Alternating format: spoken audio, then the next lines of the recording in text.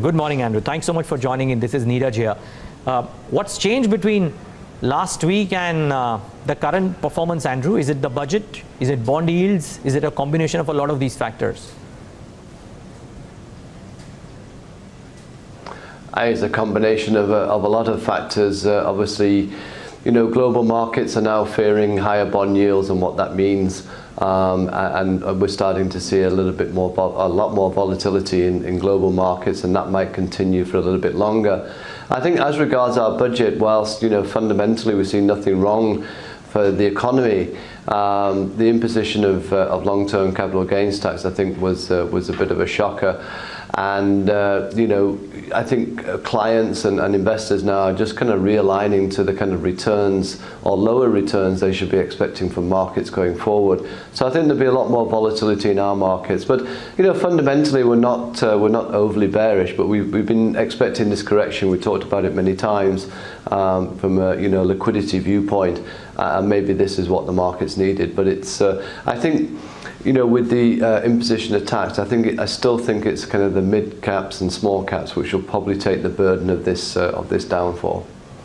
Okay, so Andrew, when you're speaking about a correction and a downfall, do you think we are amidst one already, and how much further ballpark can this correction drag us down? Would it be to the extent of 2, 3, 5% at best, or could it be worse?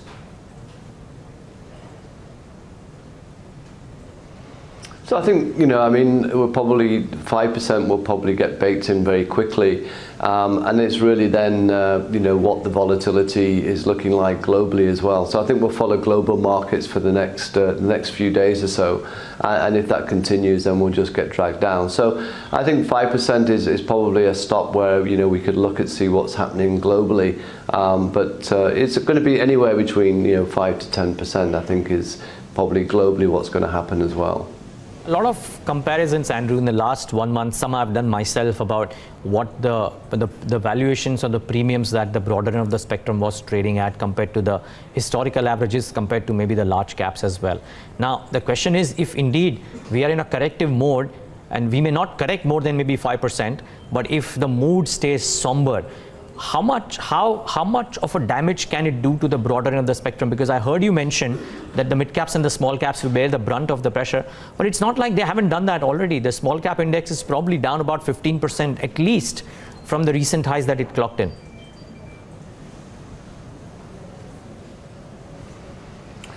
Yeah, well, you see, you've had a lot of huge outperformance over the past 1 to 2 years, and again, when I'm kind of mentioning mid and small caps as a broad index rather than individual stocks, which I'm sure there'll be the winners from this.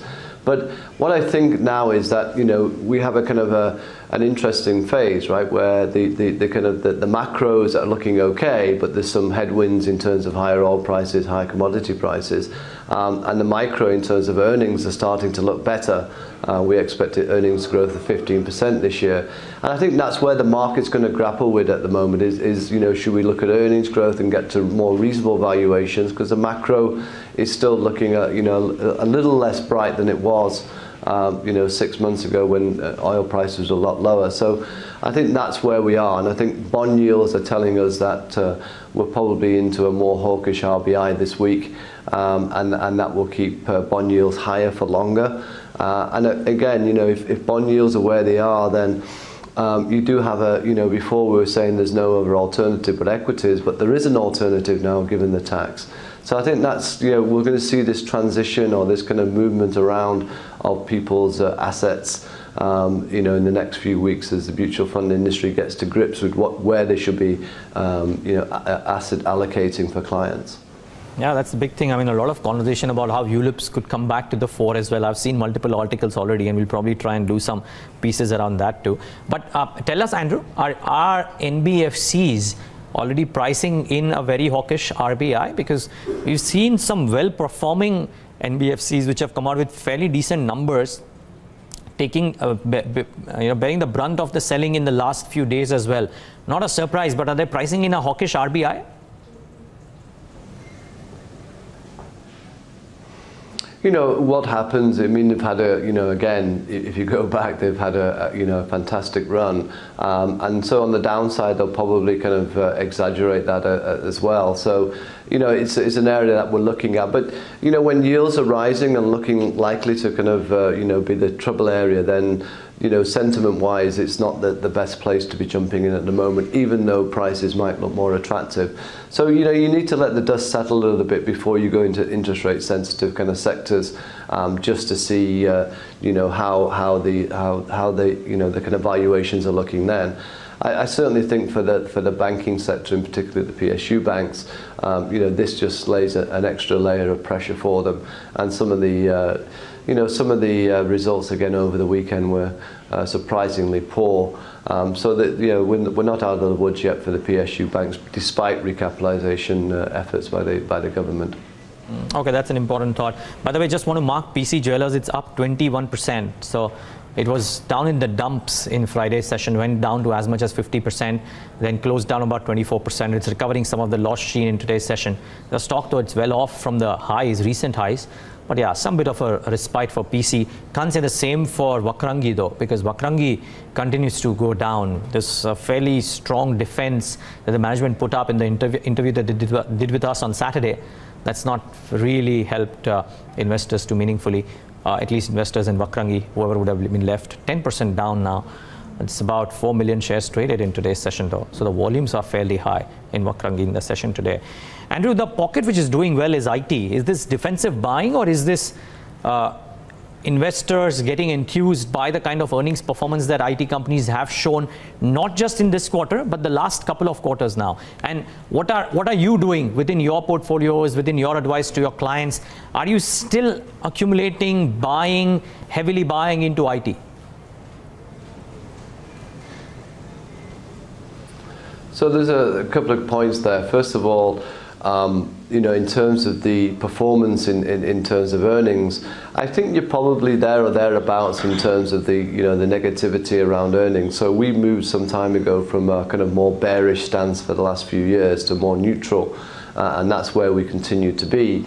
Of course, in these markets, with the expectation that the dollar at some point will get stronger as there's a flight to safe havens, that the rupee will depreciate. So it's a great place to hide at the moment. I would say the two places to hide in these kind of markets will be FMCG and IT. Usually you put into that pack pharma, but pharma still has its own problems which are ongoing. So of the three sectors, it's IT and FMCG is the best place to hide at the moment. Clutch of well-performing mid-caps, Andrew, have come off quite rapidly. I mean, companies that have delivered great results over the last 2 or 3 quarters, and the commentary has been very strong and robust about the earnings going ahead, are still coming off quite rapidly. I mean, I could place in multiple companies out there, some logistic companies, some of the commodity names like Rain, etc. There is a Sterlite Tech out there in between. So a clutch of these names, which are promising good growth over the next 3 or 4 years, but coming off quite rapidly because of the meltdown. I mean, what would your sense be? Do you think the broader market pressure that you spoke about will continue to be on these names as well? And therefore, even if people have gunpowder or dry gunpowder, would it be prudent to not deploy it right now and wait for the dust to settle? Yeah, I think so. I mean, what happens? I mean, we've seen it before, right? When markets are rising, good, bad, and indifferent companies all get kind of moved up in the same boat, and that happens on the downside as well. Whereas good companies will be maybe you're making some good money, they're more liquid, and you can get to sell them more easily, and that's tends to what happens. So you get on the downside the price is being exaggerated, and that's a great time to be looking to buy. But I think I wait for the first few days, see how global markets are, and then see where valuations are for some of these companies in the mid and small cap, particularly obviously the main indices as well. So we can all look for levels. It's difficult to get that correct level to time to buy, but if you feel that a company on, let's say it's on a P of 15, now it's on a P of 12, but nothing's changed, then it's a good entry point if that's the valuation you think is attractive. So that's the way I kind of look at mid and small caps. But what pockets would you have earmarked, Andrew? I'm sure looking at the earnings season, the last 2 or 3 quarters, there will be some pockets which would have been favorites and you would be watching out for? If not now, then when the dust settles, and as you said, it's impossible to time it. But still, the short list of sorts, if you will. Well, the short list of sectors rather than stocks, continues to be the private banks, which will continue to take market share across the board.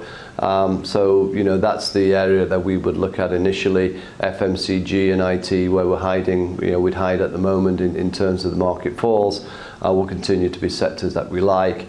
And then we'll see we'll see what the damage is and see if we should be looking at NBFCs again in any more kind of serious buying opportunities.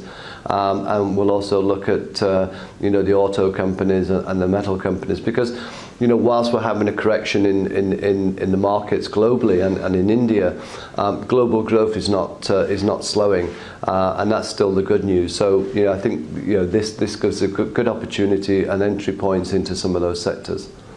To ask you mentioned a space that I wanted to ask you next. What about commodity players? What about metals in particular? They too seem to be bearing the brunt of the selling pressure, and this may well be global in nature, not necessarily just local. What do you do with the Vedantas, the Hindalcos, or a clutch of other steel companies as well? So, I think again, if you look at the actual overall metal prices, they haven't really kind of come under any pressure because the global economy is fine. This is a market correction, not I would say a correction in commodity prices, because either there's oversupply or we're moving down in terms of growth. So, there'll be a very quick bounce back in these sectors. So, this is the opportunity, I said, when the dust settles to pick out the ones you want. And enter them for the first time, or add to holdings. That's what we'll be doing. So it's an opportunity rather than anything that I'm worried about on commodity prices at the moment. Great. Andrew, good having you as always. Thanks so much for taking the time out, and all the best with your investing process. Thanks for taking the time out today.